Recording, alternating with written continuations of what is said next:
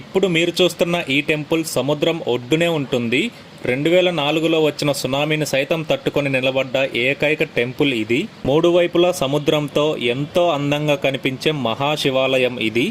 6వ శతాబ్దంలోనే సునామీ హెచ్చరికలు తెలిసేలా ఇందులో చాలా టెక్నాలజీ యూజ్ చేశారు.